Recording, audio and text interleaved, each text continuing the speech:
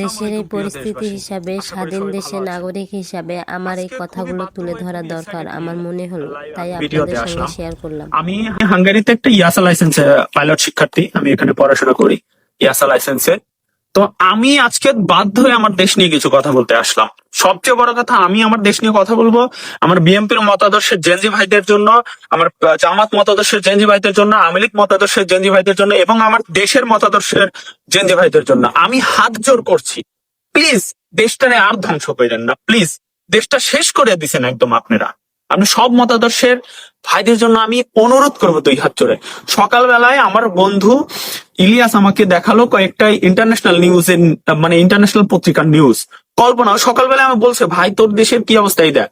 তো internationally seriously বলতেছি, আমাদের ভাবমূর্তি কই যাইতেছে কোনো কল্পনা করতে পারবেন না। সব জায়গায় রেড অ্যালার্ট জারি হইতেছে। আমাদের ইউএসএ ভিসা দেয় না, ইউকে ভিসা দেয় না, যেখানে আমাদের 100% ভিসার ইস্যু ছিল ইউকে তে। ইউরোপ গুলো এখন ভিসা দিতে চাচ্ছে না। 1000 জন অ্যাপ্লাই করলে 5 জন পায়। আমি গ্যারান্টি, আমার স্কুলের এখানে আমি 5 জনের জন্য, আমার 5টা স্টুডেন্ট, 5টা ভাইদের জন্য আমি অ্যাপ্লাই করে করছিলাম। আজকে তো সকালবেলায় আমার ইনস্ট্রাক্টর এসে জিজ্ঞেস করলো, হোয়াট ইজ দিস ফারাবি। মানে ও জানতে চাইলে এটা নিয়ে অনেক, মানে পাকিস্তানিদের যেমন আমার স্কুল আর কি ভিসা দেয় না এখানে, তো ওই টাইপের আর কি ও একটা নেগেটিভ মাইন্ড নিয়ে আমাকে যে জিজ্ঞেস করতে চাইলে আমি ট্রাই করলাম রিকভারি করা। তো আমি হাত জোর করে রিকোয়েস্ট করবো, ভাই নিজের লাইফ নিজে আপনারা ডিস্ট্রয় করে দিচ্ছেন, নিজের লাইফ নিজে শেষ করে দিচ্ছেন। প্লিজ এই কাজ করেন না, প্লিজ। আমার দেশ আর শেষ করেন না। আপনি জানেন আমাদের ইকোনমির কি অবস্থা এখন। আমাদের ইকোনমিতে প্রায় $3 লাখ ছিল ঋণ ছিল আমাদের। আমাদের ঋণ ছিল $3 লাখ। এখন সেটি ঋণ প্রায় 2 গুণ হয়ে দাঁড়াইছে। তো $3 লাখ যদি পূর্ব গভর্নমেন্ট, আগেকার গভর্নমেন্ট যদি করে, তার তো ভিজিবল অনেক উন্নয়ন ছিল, সেটা তো দেখতে পারি। কিন্তু এখন যে ডাবল যে ঋণটা হলো, সেটা ডক্টর ইউনূস কোন বিল্ডিং, কোন একটা ছোট একটা, মানে একটা ছোট যে একটা বানাবে সেরকম স্ট্রাকচারাল ডেভেলপমেন্ট, আমি তো সেটাও দেখি না। কেমনে এই ঋণটা হলো সেটা নিয়ে আপনারা কথা বলেন। শুধু হাদি মারা গেছে, হাদির মতো আরো অনেক বিএনপির বড় বড় নেতা, আওয়ামী লীগের বড় বড় নেতা, অন্য দলের আওয়ামী লীগের বড় বড় নেতা মারা গেছে বাংলাদেশে। তার জন্য একটা দেশ ডিস্ট্রয় করে দিবেন ইস্যু করে? আপনারা বুঝেন না আপনাদের ইমোশন কিভাবে ইউজ করা হইতেছে। আর সবচেয়ে বড় কথা, আমি কিছু ইনফ্লুয়েন্সারদের করি, ওনারা এখন অন্যভাবে জিনিসগুলা বাংলাদেশে প্রভাবিত করতে চায়। আমি রিকোয়েস্ট করবো, প্লিজ আপনারা এইটা করবেন না, দয়া করে দেশটা ডিস্ট্রয় করে দিয়েন না। আপনারা সংস্কৃতি তো ভাঙছেনই, নষ্ট করে দিয়েছেন। আপনারা আলটিমেটলি ছায়ানটে আক্রমণ করছেন। ছায়ানট হলো বাংলাদেশের মেরুদণ্ড, সংস্কৃতির মেরুদণ্ড ছায়ানট।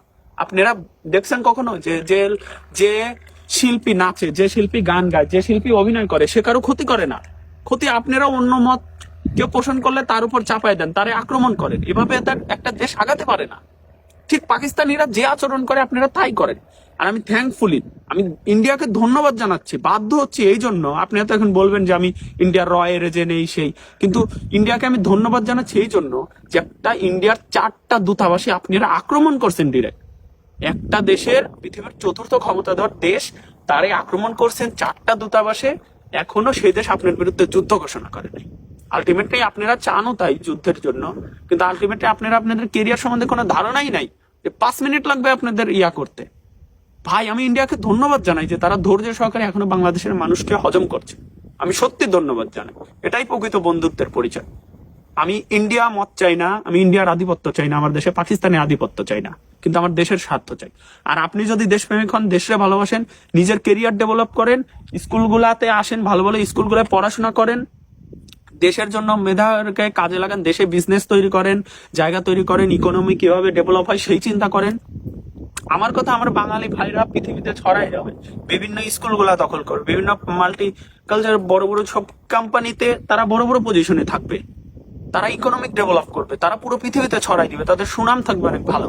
আমরা একটা ভালো নেশন হব, ভালো একটা জাতি হব, সেভাবে আমরা তার হব, আমরা জলজান্ত উদাহরণ হব। আমাদের তো হওয়ার কথা ছিল সেটা। আপনাদের ইমোশনকে কাজে লাগিয়ে কারা দেশটা একদম কই নিয়ে যায় আপনারা বুঝেন না। এই যে সংবাদ মিডিয়া হামলা করা, সাংস্কৃতিক প্রতিষ্ঠানগুলো হামলা করা, এগুলো কারা করে? এগুলো পাকিস্তানে হয়, এগুলো আফগানিস্তানে হয় ভাই, এগুলো অন্যান্য দেশে হয় যাদের রেপুটেশন খুব খারাপ। আমরা এখন সেটা করতেছি। আপনারা কিছু বাজে ইনফ্লুয়েন্সার যারা নিজেদের স্বার্থ, নিজেদের অর্থনৈতিক ডেভেলপমেন্টের জন্য, তাদেরকে নিয়ে আপনারা তাদের কথা এগুলো করে বেড়ান ভাই। আলটিমেটলি দেশের কি লাভ? দেশ অনিরাপদ, দেশ শেষ। দেশের অর্থনৈতিক শেষ, দেশে আপনার কেরিয়ারের কথা চিন্তা করেন। আপনি আপনার নিজের দেশে যে কর্মসংস্থান গুলা ছিল সব ডিস্ট্রয় করে দিচ্ছেন, নতুন করে 30 লাখ আরো বেকার তৈরি করছেন। ইভেন আপনি বিদেশে যাওয়ার যে একটা সুযোগ ছিল আপনি, সেগুলো আপনি শেষ করে দিচ্ছেন। জেনজি কোন দিন হুঁশ ফিরবে? নিজের স্বার্থটা বুঝো তো, আলটিমেটলি নিজের ভালো যেটা, লাভ যেটা, সেটা তো বুঝো, নিজের চিন্তা করো, অন্য কারো চিন্তা করতে হবে না। আর যদি আমি ভুল বলে থাকি, ভুল যদি অন্যায় করে থাকি, আমাকে ক্ষমা করো, আমি হাত জোর করছি। কিন্তু প্লিজ আর নিতে পারছি না। খুব কষ্ট লাগে যখন দেশে নিয়ে অন্য একটা দেশের স্টুডেন্ট, আমার বন্ধু বা টিচার যখন আমার দেশে নিয়ে খুব নেগেটিভ ভাবে বলে, তখন খুব কষ্ট লাগে, হৃদয় ভেঙে যায়। মানে আমি আমার বন্ধুরা, আমার জেনারেশন নিয়ে আমার দেশে যে গর্ববোধ করে কথা বলার কথা, সেটা আমি হারাই ফেলছি। এখানে আমার কোনো মুখ নাই। এই জন্য খুব আবেগ নিয়ে বললাম, ভুল ত্রুটি ক্ষমার দৃষ্টিতে দেখো। সবাই ভালো থাকো। আর প্রকৃত যারা ধর্মের কথা বলে, প্রকৃত যারা ইমাম বাংলাদেশের ধর্মের কথা বলে, তারা ঠিকই ধর্ম নিয়ে বাড়াবাড়ি করে না। সো আমার কেন জানি এখন মনে হয় ধর্ম নিয়ে বাড়াবাড়িটাই দেশ ধ্বংস করে দিছে। সবাই ভালো থাকো, সুস্থ থাকো, আমার জন্য দোয়া করো, আমি তোমাদের জন্য দোয়া করি। আল্লাহ তোমাদের সুবুদ্ধির উদয় করুক। বাংলাদেশ দীর্ঘজীবী হোক, বাংলাদেশ আরো এগিয়ে যাক। আল্লাহ হাফিজ।